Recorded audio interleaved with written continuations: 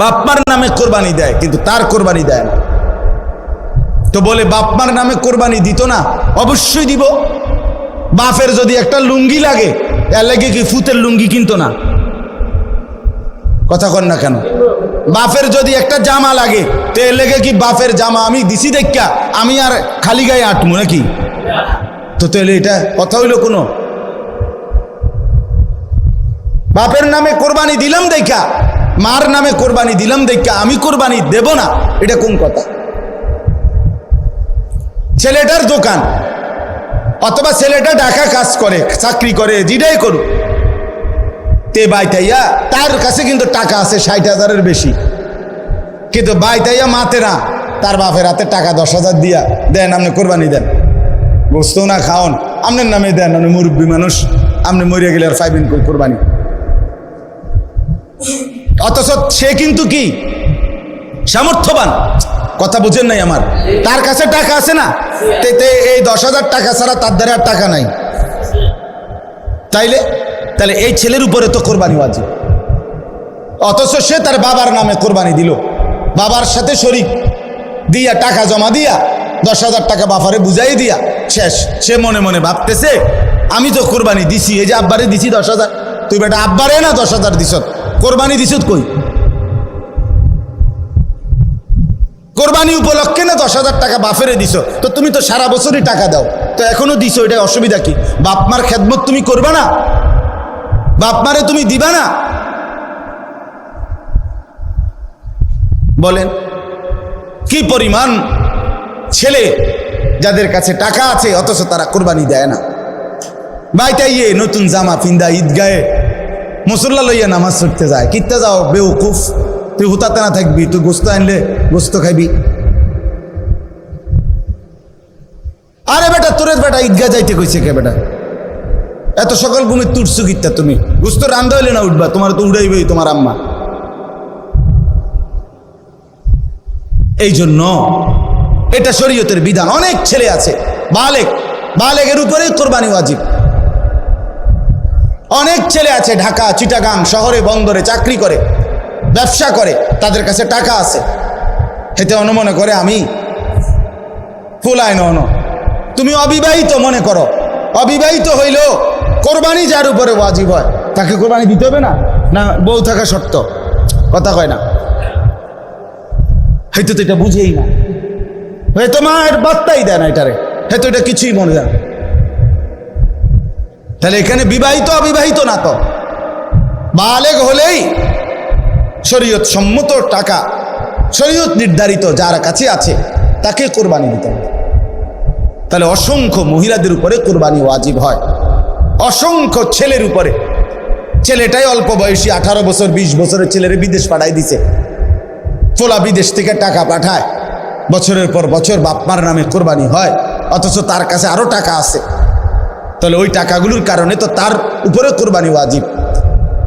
এই জন্য দয়া করে বাপ, আরো অনেক মাসালা আছে, আমি শুধু বুঝায় বলবো। ও 2 ভাই চাকরি করে অথবা 2 ভাই ব্যবসা করে, দোনো ভাইয়ের আলাদা 2টা দোয়ান, কিন্তু সংসারে একসাথে এমন আছে না? মানে ভিন্ন হয়েছে না আর কি, দোনো ভাই বাপ মাও আছে করে, তো বাপ মার লগে একসাথে খায়।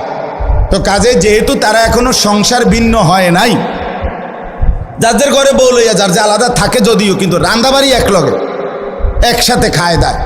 তো দোনো ভাইয়েই কামাই রোজগারি করে, দোনো ভাইয়েরই কি আছে, ইনকাম আছে। দোনো ভাই মিল্লাট, এবারটা 15,000 এবারটা 15,000 মিলাইয়া 30,000 টাকা আব্বার হাতে দিয়েছে, কোরবানি দেন আমি। কারণ আমরা তো একসাথে খাই, গোস্ত তো রাইলে আমরা একসাথে খাও, আমরা কি আর এনে আলাদা খামুনি? তো গোস্তই তো খাওয়া, তো এটা তো আমরা একসাথে আসি, বুঝেন নাই কথাটা? তো এবারে এই 30,000 টাকা দিয়ে কার নামে কোরবানি দিল? বাপের নামে। তো তোমরা যে দুজন সামর্থ্যবান, তোমাদের কোরবানি কই হলো? আমি আর আপনি কোনো দিন শেষ হবে না, কবরে যেতে হবে, হাসরে যেতে হবে, মিজানের সামনে দাঁড়াইতে হবে, ফুলসেরাত পার হইতে হবে, কাজে ক্যাসেট থাকবে না, ফিতা থাকবে না, মোবাইল থাকবে না, আমি থাইকা যাব। আমাকে হিসাব দিতেই হবে, আমাকে হিসাব দিতেই হবে। এই জন্য বন্ধুরা মনে রাখতে হবে, সমবয়সী বন্ধু, তোমার এই আড্ডার সঙ্গী কবরের সঙ্গী না, আখেরাতের সঙ্গী। যে কিছুক্ষণ টাকা পয়সা মোবাইল অথবা শরীরের ফুর্তি করার সামর্থ্য আছে ওটুকুরই সঙ্গী, ফুরায় গেলে আর নাই। কোরবানির কথাটা এবার বলি একটু, এরপরে তরজমা বলুন। কোরবানির বিষয়ে দেখেন, শুধু একটা উদাহরণ শুনেন। কোন মুসলমান কোরবানির 3 দিন অর্থাৎ 10ই জিলহজ কোরবানি হয়, যেদিন আমরা কোরবানি করি এটারই কয় 10ই জিলহজ। তো কোরবানির দিন এবং তার পরের 2 দিন, হুজুরের মোবাইলটা সাউন্ড করে দেন তো, সাউন্ড করে দেন। তো 10, 11, 12 জিলহজ মাসের এই 3 দিন মানে কোরবানির দিন আমরা যেটারে বলি তারপরের 2 দিন সহ, এই 3 দিনের ভিতরে যদি কারো কাছে 52.5 বড়ি রূপার সমপরিমাণ টাকা মূল্য থাকে তাহলে তার উপরে কোরবানি ওয়াজিব। 52.5 বড়ি রূপার দাম সর্বোচ্চ যদি 1000 টাকা করে হয় বড়ি, রূপার বড়ি কম, স্বর্ণের বড়ি বেশি। রূপার বড়ি 1000, 1200, 1300, কখনো কখনো 2700 টাকাও হয়। তাইলে যদি 1000 করে গড়ে হয় তাহলে 52,500, 52,500 কিনা। এই ঈদের দিন, কোরবানির ঈদের দিন এবং তারপরের 2 দিনের মধ্যে যে কোনো টাইমে কারো কাছে যদি নিজের ঘরের এই মৌলিক প্রয়োজন, ওই যেটা আমি বললাম হাওয়ায় যে আসলি বউ বাচ্চার বাজার ওষুধপত্র সহ আমরা মৌলিক খরচ যেটা মোটা দাগের, এই মৌলিক খরচ যা তার অতিরিক্ত যদি ওই পরিমাণ টাকা সম্পদ কারো কাছে থাকে তার উপরে কোরবানি ওয়াজিব। আল্লাহ রাসূল সাল্লাল্লাহু আলাইহি ওয়াসাল্লাম বলেন, যার উপরে কোরবানি ওয়াজিব হলো অথচ কোরবানি সে করলো না, রাসূলুল্লাহ সাল্লাল্লাহু আলাইহি ওয়াসাল্লাম স্পষ্ট বলছেন, ফালা ইয়াকরাবান্না মুসাল্লানা, সে যেন ঈদগাহে না আসে, সে যেন আমাদের নামাজে না আসে। এই অপদার্থ তুই ঈদের নামাজ পড়তে আসবি না। রাসূলুল্লাহ সাল্লাল্লাহু আলাইহি ওয়াসাল্লাম স্পষ্ট নিষেধ করছে, নাফরমান তুই আসবি না, তুই উঠতেলা, তুই ঘরে থাক। বলেন, তাইলে জিলহজ মাসের এই 3 দিন, কোরবানির 3 দিন, মনে করেন আপনি গতকালকেও আপনার কাছে টাকা ছিল না, কিন্তু আজকে কোরবানির দিন বা তার পর দিন সকালবেলা আপনি একজনের থেকে 70,000 টাকা পাইতেন, এবারে আজকে দিছে টাকা ভাই, তাইছে ঈদের উপলক্ষে এই টাকাটা আজকে দিছে। আর এই টাকাটা ছাড়াও আপনার ঘরের পরিবারের সংসারের যা প্রয়োজন তা চলবে, সমস্যা নাই। এই টাকাটা তো আমি ধরছি না হিসাব, এই আজকেই টাকাটা পাইছেন, আজকে তো আগামী এই 3 দিনের সন্ধ্যার আগে আগে আপনার জন্য কোরবানি ওয়াজিব। যে মহিলার কাছে স্বর্ণ আরো কিছু নগদ টাকা আছে, 2টা মিলাইয়া যদি, যেমন একজন মহিলার কাছে মনে করেন 1 বড়ি স্বর্ণ আছে, 2 বড়ি 1.5 বড়ি, এটা তো থাকেই, একেবারে ন্যূনতম 1-1.5 বড়ি স্বর্ণ তো যে কোনো মহিলারে আছে, বুড়া বেড়ির ভিতরে আছে, মহিলারও আছে, একেবারে গরিব বুড়া আবার ঘরেও আছে। সাথে যদি ওই 3 দিন এই মহিলার কাছে আলগা কিছু টাকাও আছে, 10,000, 5,000, 20,000, 15,000, উনার টাকা, এটি উনার মহিলার নিজের টাকা, স্বামী দিছে, নয়তো ছেলে দিছে, নয়তো বাপের বাড়ির থেকে দিছে, যেমনি হোক দিছে, এই স্বর্ণ আর ওই টাকাটা মিলাইয়া যদি 52,500 টাকার দামের চাইতে বেশি হয়, এই মহিলার উপরে কোরবানি ওয়াজিব, নিঃসন্দেহে ওয়াজিব। তাইলে 1 বড়ি স্বর্ণের দাম তো হলো 80,000, ওনার কাছে আরো আছে 5,000 ব্যক্তিগতভাবে টাকা, তো 85,000 ধরেন, তো 85,000 টাকা 52,500-এর চাইতে কম তো তাইলে এই মহিলার উপরে কোরবানি ওয়াজিব হলো কিনা? কই আমাদের সমাজে কয়জন মহিলার কোরবানি দেয়? বেড়িতে গুস্তও না খাবায়, কিন্তু কোরবানি কো রুটি গুস্ত না খায় উনি, কিন্তু কোরবানি হইও কই না। রাসূলুল্লাহ সাল্লাল্লাহু আলাইহি ওয়াসাল্লাম বলেন, যে ব্যক্তি সামর্থ্য থাকার পরেও কোরবানি করল না, সে যেন আমাদের নামাজে না আসে। কি পরিমাণ ধমক দিছে! তাহলে আমি এই দুইটা মাসালা আপনাদের বুঝাই, কোরবানির বিষয়েও বোঝা দরকার। আপনি মনে করেন ছেলেটা বিদেশ, অধিকাংশ মানুষের ছেলে বিদেশ আছে, তাহলে সে টাকা রোজগার করে। এখন হে প্রত্যেক মাসে বা 2 মাসে 3 মাস পর পরই বাফেরে 20,000 30,000 টাকা দেয়। এই ছেলেটা বাফের লাগিয়া পাঠায়, বাপ মার লাগবে। এখন কোরবানির সামনে এই উপলক্ষে ছেলেটা 30,000 টাকা পাঠাইছে, অথবা অন্যান্য বারের চাইতে 5,000 বেশি পাঠাইছে। ধরেন আগে পাঠাইতো সবসময় 30,000, যেহেতু কোরবানি এই জন্য পাঠাইছে 40,000। কথার কথা 10,000 বেশি পাঠাইছে। এখন এই টাকাটা দিয়া ছেলেটার মা এবং বাপের কোরবানি করছে, বাপমার নামে কোরবানি দিছে। এখন ছেলেটা, তার কাছে তো টাকা আছে, তার তো এই শুধু 30,000 টাকা না, তার কাছে তো তার ব্যক্তিগত জমানো টাকা আছে। তো তার কাছে তো অবশ্যই 52,500 টাকার অতিরিক্ত টাকা তার কাছে ব্যাংকে হোক যেখানে হোক তার কাছে জমা আছে না? কথা বলেন না কেন? তাহলে এই ছেলেটার উপরে কোরবানি ওয়াজিব কিনা বলেন না? তো এখন তার যে বাংলাদেশে তার বাপমার নামে কোরবানি হলো, দিল, তো তাদের সোয়াব হইল, ঠিক আছে, তাদের কোরবানিও হয়েছে, কিন্তু এই ছেলের কোরবানি আদায় হয়েছে নি? কথা বলেন না কেন? তো এই 10 বছর ধরে ফোলাগা বিদেশ থেকে টাকা পাঠায়, বাপমার নামে কোরবানি হয়, তার কোরবানি, সে তো গুনাহগারী থাইকা গেল, সে তো নাফরমানি থাইকা গেল। এই ছেলের জন্য তো ঈদের নামাজ পড়তে নিষেধ করছে আল্লাহ, নবীজি সাল্লাল্লাহু আলাইহি সাল্লাম। তুই তো পাপী রয়ে গেলা। তাইলে বলেন কি পরিমাণ মুসলমান, এই চিন্তা হিসাব করিলে কত পরিমাণ প্রবাসী অসংখ্য এমন আছে যারা বাপমার নামে কোরবানি দেয় কিন্তু তার কোরবানি দেয় না। তো বলে বাপমার নামে কোরবানি দিত না? অবশ্যই দিব। বাপের যদি একটা লুঙ্গি লাগে, এর লাগে কি ফুতের লুঙ্গি কিনতো না? কি লাগে এর লাগে কি ফুতের লুঙ্গি কিনতো না? কথা কন না কেন? বাপের যদি একটা জামা লাগে, তো এর লেগে কি বাপের জামা আমি দিছি দেখা আমি আর খালি গায়ে আটমু নাকি? তো তাহলে এটা কথা হইল কোনো? বাপের নামে কোরবানি দিলাম দেখা, মার নামে কোরবানি দিলাম দেখা আমি কোরবানি দেব না, এটা কোন কথা? ছেলেটার দোকান অথবা ছেলেটা ঢাকা কাজ করে, চাকরি করে, যেটাই করুক, তে বাইতাইয়া তার কাছে কিন্তু টাকা আছে 60,000-এর বেশি, কিন্তু বাইতাইয়া মাতে না, তার বাপের হাতে টাকা 10,000 দিয়া দেন, আপনি কোরবানি দেন, গোস্ত না খাওন, আপনার নামে দেন, আপনি মুরব্বী মানুষ, আপনি মরিয়া গেলে আর পাইবেন কই কোরবানি?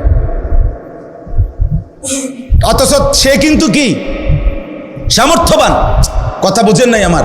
তার কাছে টাকা আছে না, এই 10,000 টাকা ছাড়া তার দ্বারা আর টাকা নাই। তাহলে এই ছেলের উপরে তো কোরবানি ওয়াজিব, অথচ সে তার বাবার নামে কোরবানি দিল, বাবার সাথে শরীক দিয়া টাকা জমা দিয়া 10,000 টাকা বাপারে বুঝাই দিয়া শেষ। সে মনে মনে ভাবতেছে আমি তো কোরবানি দিছি, এই যে আব্বারে দিছি 10,000, তুই বেটা আব্বারে না 10,000 দিছ, কোরবানি দিছ কই? কোরবানি উপলক্ষে না 10,000 টাকা বাপেরে দিছ, তো তুমি তো সারা বছরই টাকা দাও, তো এখনো দিছো, এটা অসুবিধা কি? বাপমার খেদমত তুমি করবা না? বাপমারে তুমি দিবা না? বলেন কি পরিমাণ ছেলে যাদের কাছে টাকা আছে অথচ তারা কোরবানি দেয় না। বাইতাইয়ে নতুন জামা পিন্দা ঈদগাহে মুসল্লা লইয়া নামাজ পড়তে যায়, কিত্তে যাও বেউকুফ, তুই হুতাতে না থাকবি, তুই গোস্ত আনলে গোস্ত খাইবি। আরে বেটা তোরে বেটা ঈদগাহ যাইতে কইছে কে বেটা? এত সকাল ঘুমে তুটছু কিত্তা তুমি? গোস্ত রান্ধা হইলে না উঠবা, তোমার তো উড়াইবেই তোমার আম্মা। এই জন্য এটা শরীয়তের বিধান। অনেক ছেলে আছে বালেগের উপরেই কোরবানি ওয়াজিব। অনেক ছেলে আছে ঢাকা চিটাগাং শহরে বন্দরে চাকরি করে, ব্যবসা করে, তাদের কাছে টাকা আছে, হেতে অনুমনে করে আমি ফুলাই ন তুমি অবিবাহিত মনে করো, অবিবাহিত হইলেও কোরবানি যার উপরে ওয়াজিব হয় তাকে কোরবানি দিতে হবে না? না বউ থাকা শর্ত? কথা কয় না, হয়তো তো এটা বুঝেই না, হয়তো মায়ের বার্তাই দেয় না এটারে, হয়তো এটা কিছুই মনে যায় না। তাহলে এখানে বিবাহিত অবিবাহিত না, তো বালেগ হলেই শরীয়ত সম্মত টাকা, শরীয়ত নির্ধারিত যার কাছে আছে তাকে কোরবানি দিতে হবে। তাহলে অসংখ্য মহিলাদের উপরে কোরবানি ওয়াজিব হয়, অসংখ্য ছেলের উপরে। ছেলেটাই অল্প বয়সী 18 বছর 20 বছরের ছেলের বিদেশ পাঠাই দিছে, ফোলা বিদেশ থেকে টাকা পাঠায়, বছরের পর বছর বাপমার নামে কোরবানি হয়, অথচ তার কাছে আরো টাকা আছে। তাহলে ওই টাকাগুলোর কারণে তো তার উপরে কোরবানি ওয়াজিব। এই জন্য দয়া করে বাপ, আরো অনেক মাসালা আছে, আমি শুধু বুঝায় বলল।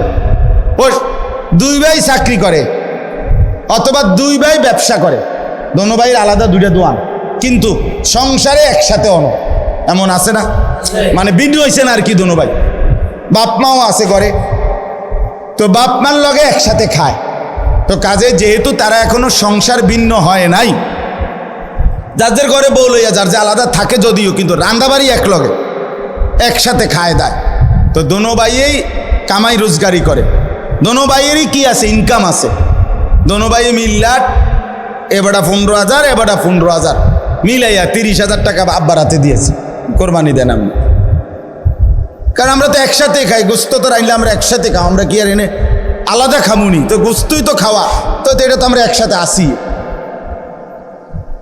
বুঝেন নাই কথাটা? তো এবারে এই 30,000 টাকা দিয়ে কার নামে কোরবানি দিল? বাপের নামে। তো তোমরা যে দুজন সামর্থ্যবান, তোমাদের কোরবানি কই হলো? এই 2 জন, তোমরা যে দুজনের উপরে কোরবানি ওয়াজিব হলো, তোমাদের কাছে তো 60,000 টাকা বা তদুর্ধ্ব টাকা আছে, তো এটা তোমাদের ওয়াজিব কই? এটা কি গোশত খানা? শুধু কোরবানি মানে গোশত খাওয়া? তো এরকম অগণিত মানুষ ভুল করছে। আচ্ছা, যদি বয়ের মাসালা কোনটা? মনে করেন 7 শরিকের কোরবানি, 6 শরিক আলগা হয়ে গেছে, আর এইখানে যে একটা শরিকের মধ্যে এরা 2 জন শরিক হয়েছে, এই 2 ভাই, কিন্তু দোনো ভাইয়ের উপরে কোরবানি ওয়াজিব। দোনো ভাইয়ের সামর্থ্যের কারণে, মানে দোনো জনের কাছে টাকা আছে আলাদা আলাদা, এখন কোরবানি ওয়াজিব হলে এনে 2 জনের, একজনের না 2 জনের?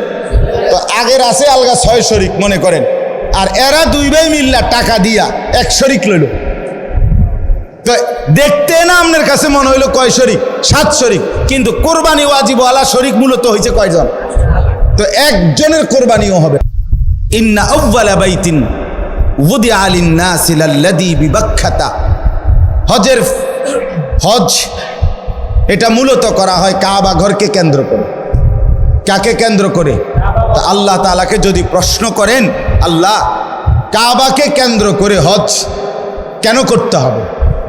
নামাজ বাড়িঘরে হয়, রোজা যে যেখানে আদায় হয়, জাকাত যে যেখানে আছে সেখান থেকে দিলেই হয়, তো হজে কি কি করতে হবে? আপনি আমার এটা কোনায় ব্যবস্থা করি, কথা বুঝছেন কি না?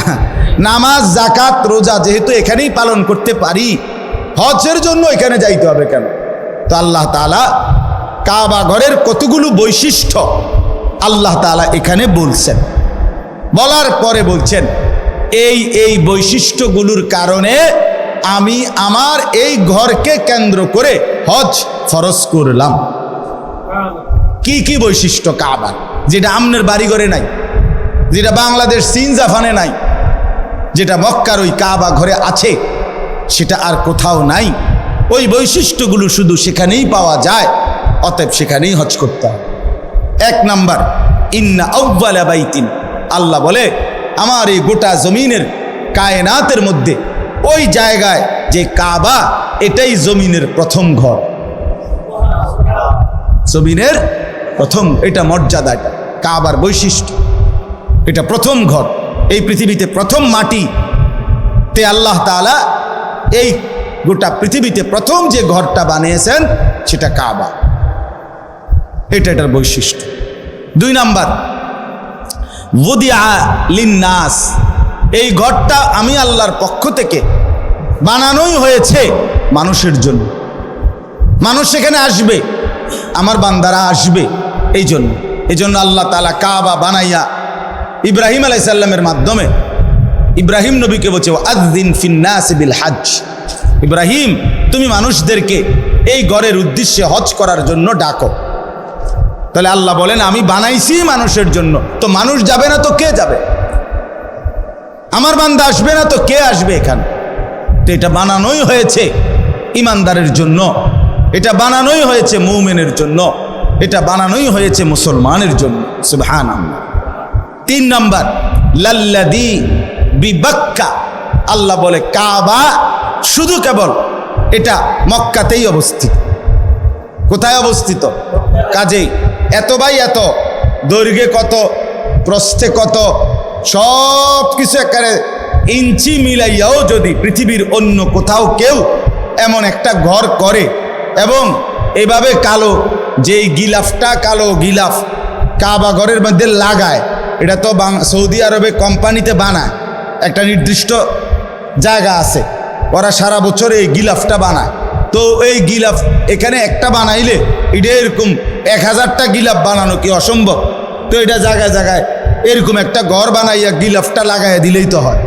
আল্লাহ বলে না, হয় না। লাল্লাযী বিবাক্কা, এটা মক্কাতেই হতে হবে, এখানেই যেটা এটাই। এই জন্য ওই যে আব্রাহা বাদশাহ ইয়ামানে বানাইয়া কাবার মর্যাদা দিতে চাইছিল, মক্কার এক লোক গিয়া ওইখানে পেশাব পায়খানা করে দিয়েছে, যা তোর এটা বেশি দিলাম। এই কারণেই আব্রাহা বাদশাহ হাতি নিয়ে আসছিল কাবা ধ্বংস করতে। কথা বুঝছেন তো? এটা মক্কাতেই অবস্থিত। 4 নাম্বার মুবারাকান, আল্লাহ বলেন কাবা এই যে মক্কার, এটা বরকতের খাজানা, বরকতের খনি, বরকতের খনি। এটাতে আল্লাহর ঘর কাবাতে আসছে আর বরকতে বরকতে আল্লাহ তাআলা তার জিন্দেগি ভরে দিয়েছে। 5 নাম্বার ওয়া হুদাল লিল আলামিন, এটা সারা বিশ্ববাসীর জন্য হেদায়েতের কেন্দ্র। সুবহানাল্লাহ। এখানে যে আসবে আল্লাহর জন্য, আল্লাহর রাজি খুশির জন্য, সে নিশ্চিত হেদায়েত পেয়ে যাবে, তার জিন্দেগি বদলাবে, তার পরিবর্তন হবে, এটা বৈশিষ্ট্য। 6 নাম্বার ফিহি আয়াতুম বাইয়িনাত, আল্লাহ বলে এই কাবার চারিদিকে অগণিত আল্লাহর কুদরতের নিদর্শন আছে। কাবার ঘর দেখলে আল্লাহর কুদরত, কাবার দরজা দেখলে আল্লাহর কুদরত, হাজরে আসওয়াদ পাথর দেখলে আল্লাহর কুদরত, হাতিমে কাবা দেখলে আল্লাহর কুদরত, মুলতাজিমের সামনে দাঁড়াইলে মুলতাজামের আল্লাহর কুদরত, এরপরে কাবা ঘরের ছাদের পানি যেই পড়ে মিজাবে রহমত, এটার দিকে তাকাইলে আল্লাহর কুদরত, হাজি সাহেবদের চেহারা, হাজি সাহেবদের এই ঘোরাফেরার দিকে তাকাইলে আল্লাহর কুদরত, তাওয়াফ দেখলে আল্লাহর কুদরত, সাফা মারওয়ায় আল্লাহর কুদরত, এখানে কদম কদম আল্লাহর কুদরতের নিদর্শনই নিদর্শন। আল্লাহকে যদি বলেন আল্লাহ আরো 2-1টা আমনে কর না, তা আল্লাহ বলে মাকামু ইব্রাহিম, এখানে একটা বড় সড়ো আমার কুদরত আছে, আসলেই দেখবা বান্দা, সেটা হচ্ছে ইব্রাহিম আলাইহিস সালামের স্মৃতি চিহ্নওয়ালা পাথর। ইব্রাহিম আলাইহিস সালাম আল্লাহর হুকুমে কাবা ঘর এই দেওয়াল যে সময় পাথর গাঁথতেছিলেন, দেওয়াল উঠাইতেছিলেন, তখন আল্লাহ তাআলা জিবরাইলের মাধ্যমে একটা পাথর পাঠাইছেন। এই পাথরটা ইব্রাহিম আলাইহিস সালামের পায়ের নিচে দিছে। ইব্রাহিম আলাইহিস সালাম এই পাথরের উপরে দাঁড়িয়ে কাবা ঘর নির্মাণ করছেন। আল্লাহ তাআলা স্বয়ংক্রিয়ভাবে ওই পাথরটাকেই লিফট বানায় দিয়েছেন। এটা ইব্রাহিম আলাইহিস সালামের প্রয়োজনে উপরে উঠতো, নিচে নামতো। তো এই পাথরটা আল্লাহকে বলছে, আল্লাহ আপনার বন্ধু আমার উপরে পাও দিয়া রাখছে, আমি পাথর যদিও শক্ত, কিন্তু আমার একটু মন চাইতেছে আপনি যদি আমার সুযোগ দেন, আমি একটু নরম হইয়া আপনার বন্ধুর পায়ের চিহ্নটা আমার মধ্যে নিয়ে নেই। তা আল্লাহ তা বলছে ঠিক আছে। তো পাথর নরম হইছে, ইব্রাহিম আলাইহিস সালামের 2 পাও পাথরের মধ্যে দাইবা গেছে, একবারে খাপে খাপ পায়ের চিহ্ন লাইগা গেছে। এখন আজ 6000 বছর পরেও ইব্রাহিম আলাইহিস সালামের সেই পায়ের চিহ্ন বিশিষ্ট পাথর ওইখানে অবিকল একই রকম আছে। ফীহি আয়াতুম বাইয়িনাত মাকামু ইব্রাহিম। এটা বৈশিষ্ট্য, আপনি গেলে দেখবেন। চলেন যাই, বলেন ইনশাআল্লাহ। যে দিল আল্লাহর ঘর দেখতে চায় না সেটা কোনো দিলে না, তুই বেটা কোনো মুসলমান মহব্বতওয়ালা হলি না। যেই কলিজায় আল্লাহর ঘর দেখতে চায় নাই সে তো আল্লাহকে ভালোই বাসে নাই, আল্লাহকে মহব্বতই করে নাই। সুবহানাল্লাহ।